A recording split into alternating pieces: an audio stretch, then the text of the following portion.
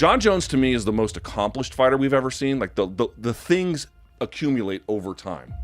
No one is as flawless as Khabib Nurmagomedov. Not even close. I think that is the argument, right? Like, who is the GOAT? I think if you look at John Jones's early career, right?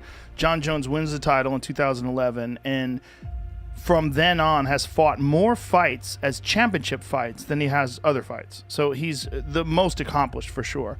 Wins the title, the earliest, youngest guy to ever win the title in the UFC. Beats Mauricio Shogun Rua, who's a legend.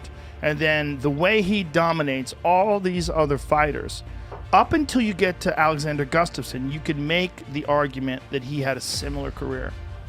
You could make the argument, like if you look at what he did, John didn't lose any rounds. John was smashing people. You look what he did to Rashad Evans. Look what he did to Rampage Jackson. Look what he did to Lyoto Machida. Look what he did to everybody. Everybody he fought up until the Gustafsson fight. But the Gustafsson fight, then you have to say, well, how much slack do you give him for admittedly not training? Because it was a really close fight. He pulls it out in the championship round, even though he's out of shape, even though you talk to Greg Jackson, he didn't train for that fight. Didn't fucking train. Like, barely worked out, but definitely didn't go through a training camp. Still managed to beat one of the best guys in the division after getting taken down for the first time in his career. Then goes on a tear, right? Look at the way he beat Daniel Cormier in the first fight. Took him down. Like, who the fuck takes Daniel Cormier down, right? And then you look at him in the second fight. Even though it was ruled a no contest, we know what the fuck happened. He head kicked him and stopped him. You know, it was spectacular. You look at what John has done, then you have to take into account the things that didn't go that well. And we haven't seen those from Khabib yet.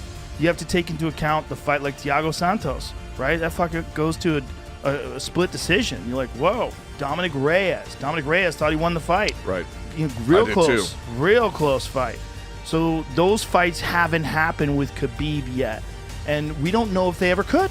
We don't know, right? Like right now, would you see flawless victory after flawless victory? You can maybe make the argument that Khabib lost 2 rounds his entire career. Maybe the second round against Justin, or first round round Justin, rather, maybe first round rather against Justin, and maybe the third round with Conor. That's right. That's it. Right. And either one of those didn't get cut, didn't get dropped, didn't get hurt. Right. To never get cut and to never get dropped, I don't think folks understand what that means. Crazy. In a sport filled with, it's not a scientific measurement per se, right? Who gets cut the most or something, but in a sport built on unpredictability, on violence.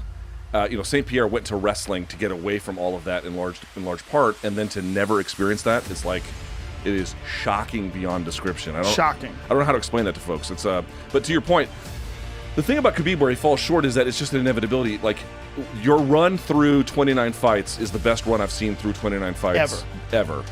But and John's not my best friend or anything, but I just don't.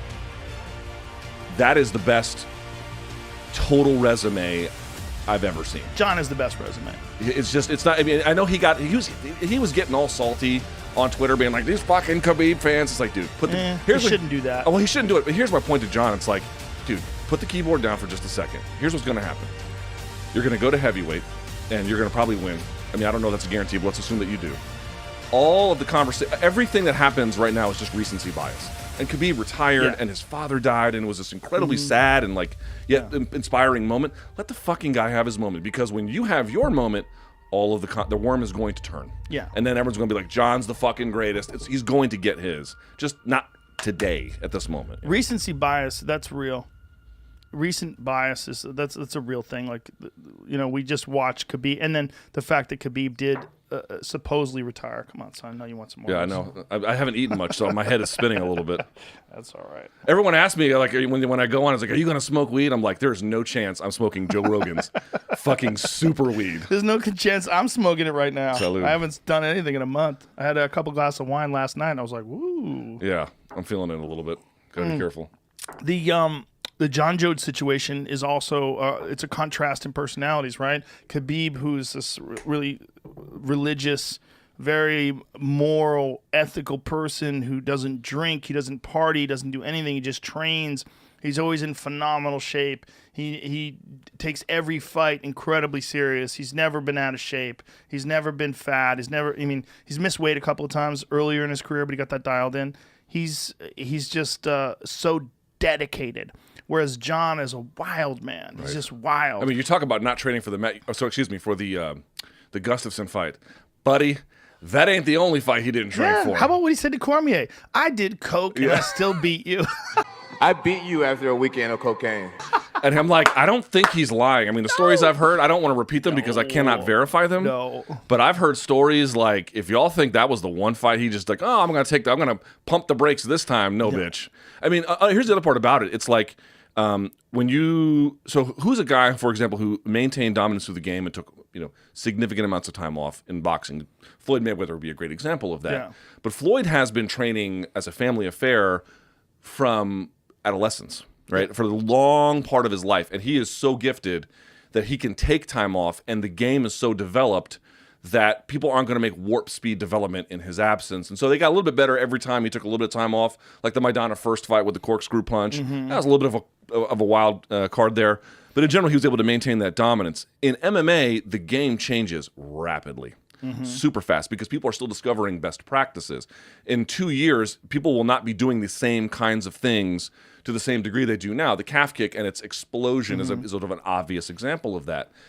John was doing things like not training between camps. I mean, that's something only elite boxers do because they've been doing this since they were 5-6 years old, and they can take the time to not necessarily do that. Whereas most MMA fighters are like, I'm a everyday martial artist. I just ramp it up. He would do nothing and then something and still go out there and beat world fucking champions in what at the time was the UFC's marquee division. That is out of this fucking world bonkers. I'm going to beat you as like a part-time guy? Yeah. What? Yeah. You just couldn't wrap your head around it. I wonder if maybe there's some benefit to, because it's not like he got totally out of shape, but I wonder if there's some benefit to that, and that he's not getting beat up. He's not getting his joints wrecked, and there's Probably.